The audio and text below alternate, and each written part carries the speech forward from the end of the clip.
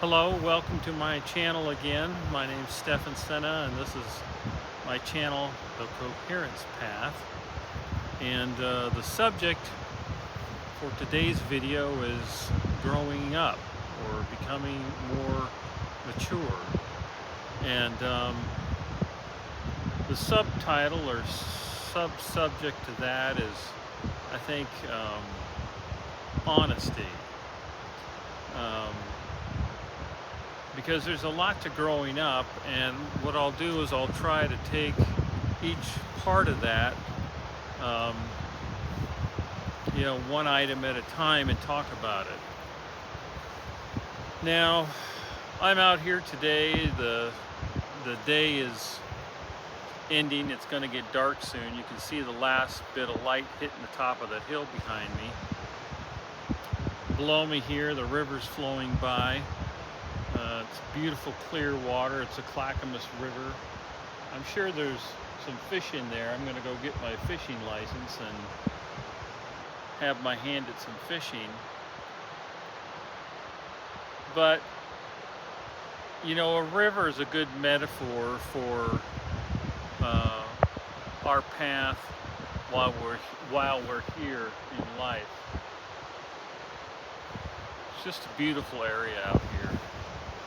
If you're in the Portland area or Oregon City area, just come out 224, the highway, and it's just a nice, relaxing time to come out here and get away from the city. It's only 15 minutes away. There's hardly anybody out here ever. Hardly any cars. When I was young, I experienced a lot of contrast, like most of us. We experienced that more than others. Some of us. I guess I better lock the leg on my tripod. It's about to fall over. Well, we experience a lot of different things growing up. Not all of it good, not all of it bad.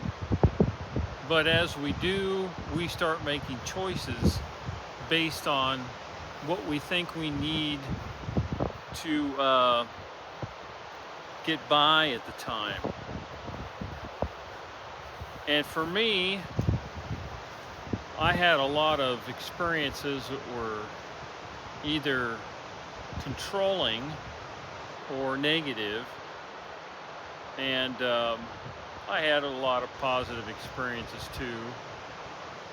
A lot of opportunities to learn about nature and the ethics of work and how to be,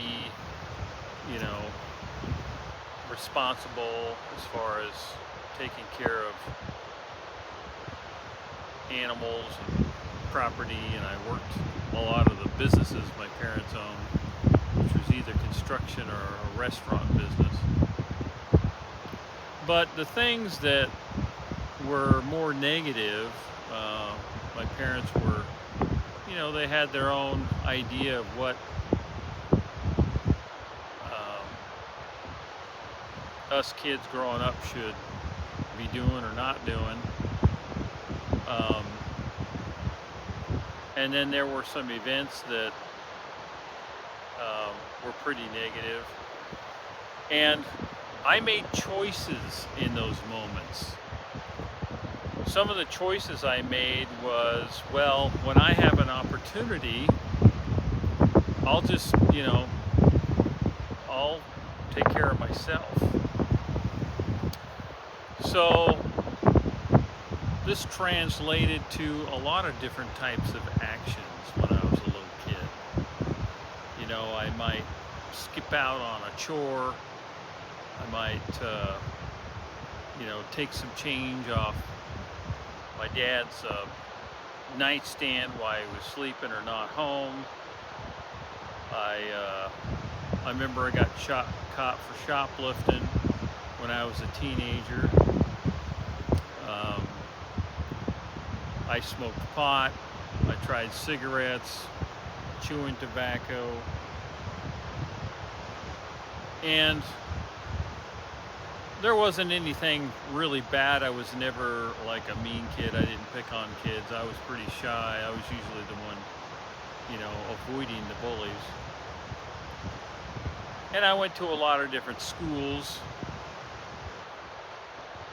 But what I'm getting at here is that whatever contrast we experience, we start making little choices. And those little choices design the mental construct of how we live our life. So, by the time I was in my full teens, I moved out on my own, 20s. There were subtle ways that I wasn't honest with myself, because I had learned that being honest with the people I was raised around wasn't always the best choice, because if you were just honest with your feelings, they didn't want to necessarily hear that. I remember trying to think of a story about that.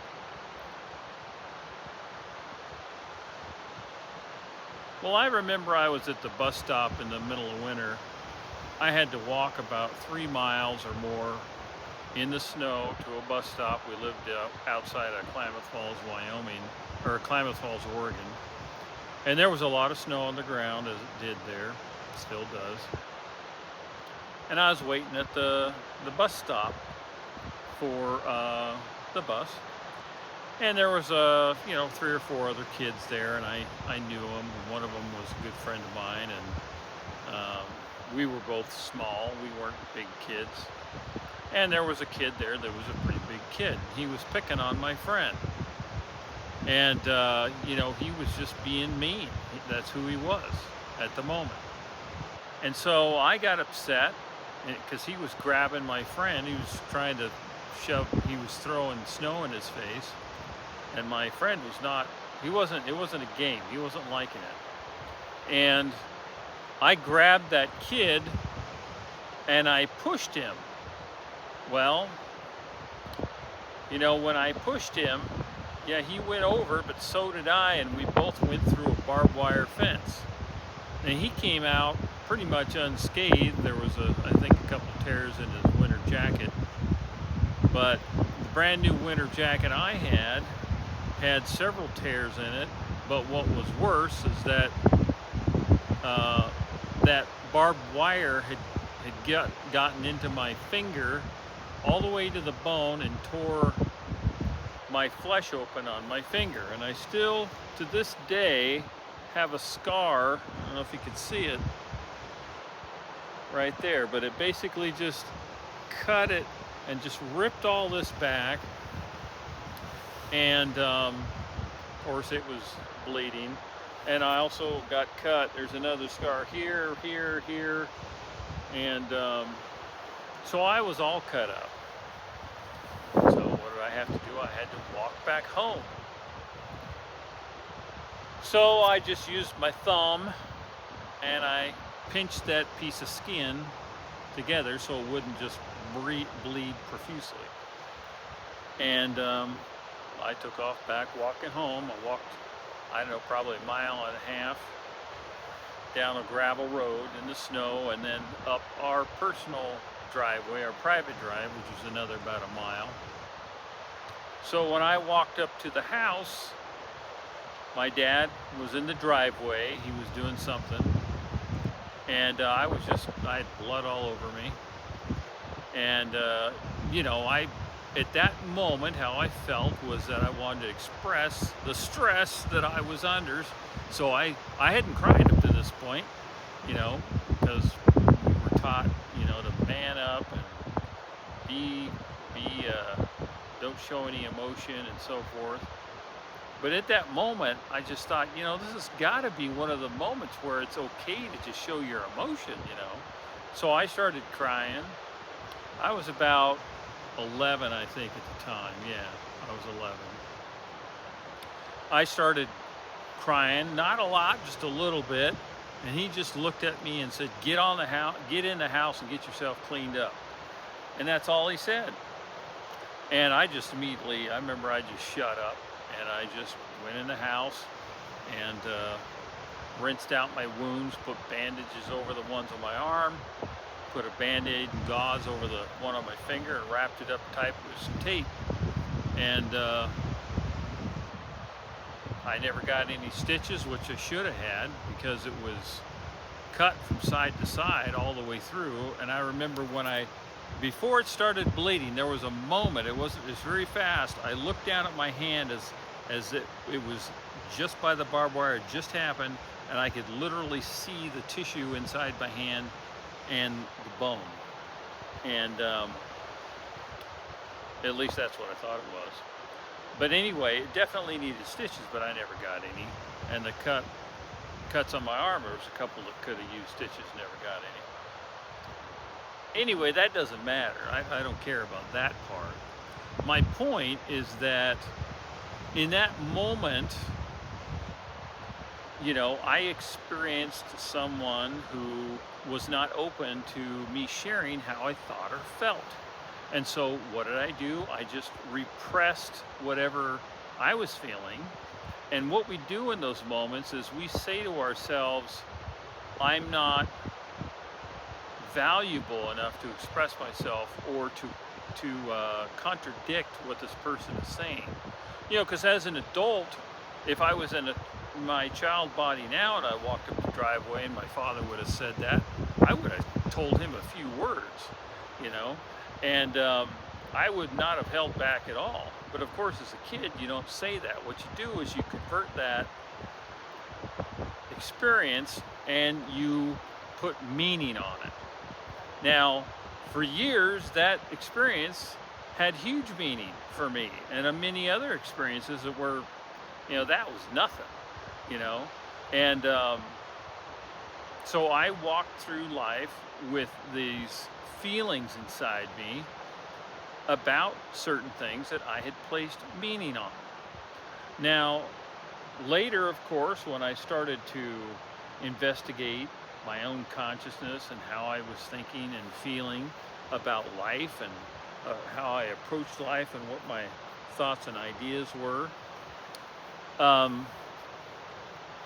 then I realized that the meaning that I placed on that event was no longer useful for me. It was useful to a little kid that allowed him to just, you know, shut up, walk in the house, not deal with any other stress that might be invited if they opened up. And so if I no longer need that meaning, am I any more attached to it? Well, the answer is no. That was just something that happened. It was a long time ago. It doesn't exist anymore. And I don't have any ill will or hard feelings toward my father, who's now passed away. It's fine. He was doing consciously the best he could with the tools that he was using. He wasn't using very good tools, and neither was I.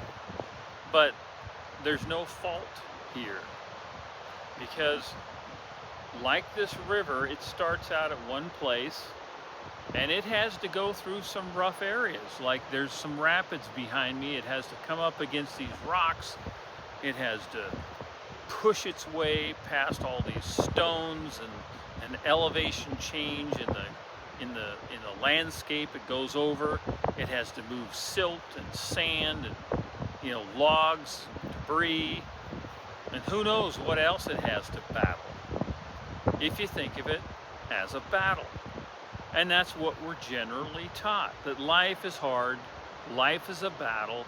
It's better just to suck up and push your way through it to get where you're going. But what you find out is that when you get where you think you were going, which usually you don't end up where you were headed, you end up sidetracked, because life has little surprises for you.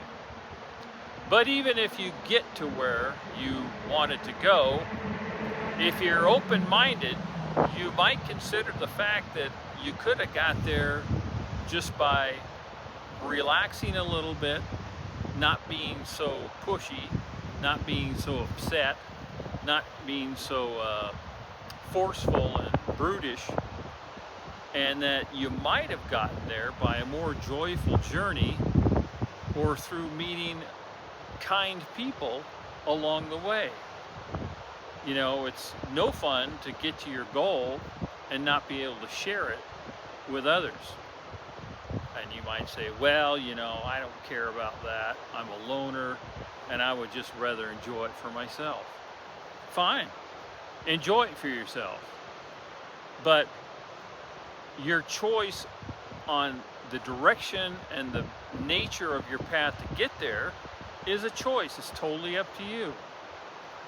So for me, you know, I didn't know any better. Nobody sat me down and said, you know, you're a consciousness that's living through this human form as an avatar, and you have free will.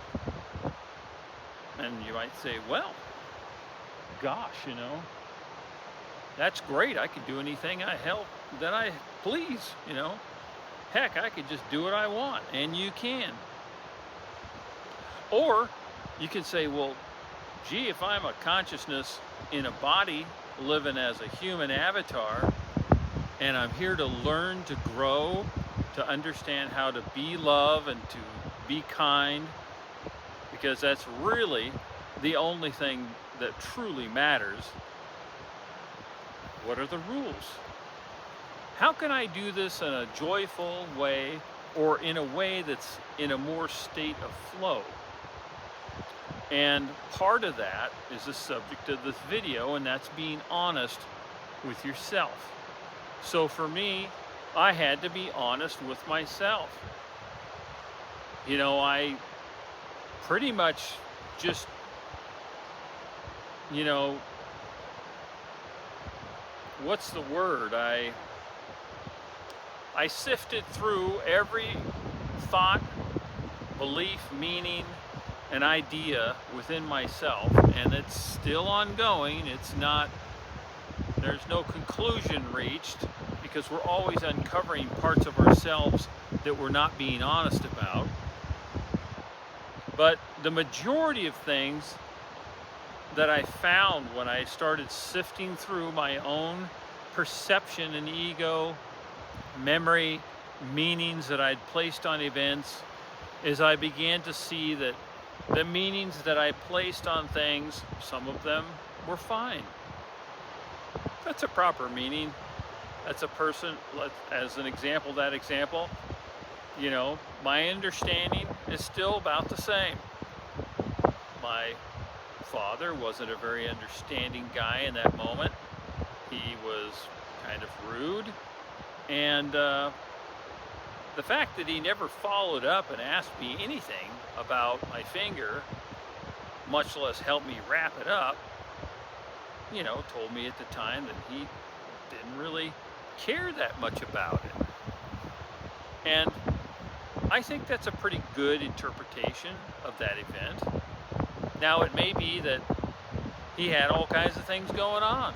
Maybe he was having his own accident that day, you know, within himself. It could have been a mental or emotional thing, some turmoil he was going through. And that's fine. So I'm willing to let go of the meaning that he was a bad parent at that moment and just let it go, because it doesn't matter. It doesn't matter anymore. It mattered to me when I was a kid, but it doesn't matter now. So my honest opinion about that circumstance is that it was what it was. And I could look and find meaning in it and learn from it. I certainly would like to do the opposite if I was to experience the same thing around someone else. They got injured. Well, I should ask them, you know, gosh, is there something I can do to help? Are you okay? Do you need to sit down? Do we need to call the doctor? Do we need to call an ambulance? you know, the plethora of things you do when you're trying to be of service to others if they're injured. So I can learn from that. Now, honesty is something that we have to learn and teach ourselves. Because to be frank, nobody really knows whether you're being honest or not. As an example, I do construction. I go to people's homes, I pick up materials for them. I don't charge them any fee for the materials for the job. I never have. I've tried to do the exact opposite of what I heard from my friends and neighbors that contractors did. So I show up on time. I do the job right. If I make a mistake, I fix it on my own dime. I purchase the materials, or they purchase them over the phone with me setting up the order at, let's say, Home Depot. But the specific thing I'm trying to get at is that now when a job is done, and along the way, there are nails and screws and boards and brackets, and there's all kinds of crap, right? There's just all kinds of materials. And it would be easy for me to slide some of their materials, like their nails, their screws, their brackets, lumber, whatever it is. It'd be easy for me to just, just kind of slip it into my car as I'm leaving, nobody's gonna know. So that would be one form of dishonesty. Just like if you were staying at somebody's house and you stole a pair of socks out of their drawer, or you ate something out of the fridge you knew that they didn't want anybody to eat, or you took an hour and a half bath or shower in the house when you knew that they didn't have money hardly to pay the rent. That's a pretty dishonest thing to do, to put a burden on somebody else when you could avoid it. But through, I don't know how many years, 25 years I've been carpentry, I have always made sure that my clients' goods, their materials, stay on their premises. And if I accidentally, just out of forgetfulness or whatever, I put my tools away, and a small amount of nails gets thrown in my tool bag as I throw it in the car, or during the day when I was working, the next day I make sure and bring it out and put it back with their stuff. I will not, even if somebody offers me materials, which happens all the time. People offer me wood, they offer me this or that, and I just tell them no. I don't, first of all, I don't have room for that sort of thing. And then secondly, each job is separate, and each person's materials are their own. That's materials that you bought for the remodeling or work done on your home. So it's not mine, and I know you want to give it to me, but I don't want it, because I don't want any confusion within my own consciousness about whose stuff is whose. I just stay away from it. It's none of my business. I'm there to work, serve them, and leave. Clean up after myself and leave. So what that does for me, obviously for them, it treats them honestly, but for me, what it does is it keeps me in a check system, right? So there's never a moment where I can, like, well, nobody's gonna know. I could just take this thing and return it and take the money. Sure, how easy is that? But that's dishonest. So what's the importance of being honest? Now, you could be dishonest all you want. There's lifelong criminals on this planet, and that's what they're choosing to do, and they'll continue to do it until they learn something different. And I'm not going to judge them. They're out doing their thing, just like some people are doing it on a larger scale. They're waging wars on countries and that sort of thing. But what happens when you're dishonest with yourself, within yourself, is if you have any sort of conscience within yourself, you're building a resistance within yourself to just be at peace. You're building a wall within yourself where at some point you're not going to be able to see over that wall. And you say, well, I don't care. You know, I'm going to go steal this and steal that, and that's fine. So this video isn't for the dishonest criminal out there. What this video is for all of us who are consciously wanting to grow up. And growing up means that we have to be brutally honest with ourselves. Now, let's say that, you know that if you do this or do that, it's going to improve your life or relationship with somebody. Well, you can ignore it. You can justify why you don't do it. You can come up with all kinds of excuses, and everybody's got those.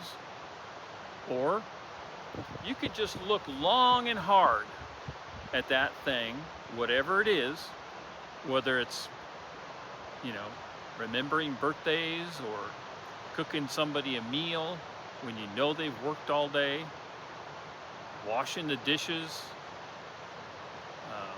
changing somebody's oil for them, whatever the heck it is. I don't know, but you're going to come across these, and you do all the time, where there's a situation where you could actually do something good if you're honest with yourself. But if you're not, you'll just pass it by. And the more we pass those opportunities by, we're doing two things. First, we're losing out on the opportunity to exercise who we truly are and why we're here. And that is to be kind. And that is to be loving. That's really the only thing we're here for. You can pile up a 20-room mansion with 17 bathrooms, Maseratis, Aston Martins, whatever the hell you want. It doesn't matter. It's all good. Go for it. I don't care. In fact, if you gave me $1 billion, I might do that. I'd probably get bored, though, after about 6 months and get rid of all that stuff and get a smaller house and drive a Toyota, because that's what I drive now, and it does me fine. But all those things aren't going to provide the peace of mind or the feeling of goodness, the feeling of satisfaction and love and peace within yourself as the simple exercise of just being kind, of just being honest and loving. So if we can observe our life as we go throughout our day, just look for little opportunities if you want to be honest. Somebody might ask you, how's your day going? And okay, so there's two parts to this. If you perceive that talking to this person, it's not going to really do any good to share really what's on your mind, then you might want to skip it, or because you don't want to share it yourself, because you don't know them that well. Or it may be that, you've got the time, you've got 15 minutes. Yeah, they're a total stranger, that's fine. But what if you just answer, I'm doing all right, but I'm a little confused about something, I've got this or that going on, and I'm going to figure out a way to handle it, and these are the solutions I'm thinking about, but what do you think? A total stranger might give you the information that you need to solve the problem, or just provide you an opportunity to express yourself so that you can further solidify within you what you need to do. And consciousness is always sending us messages. It's always sending us information. This river that's running beside me, yep, it's a river.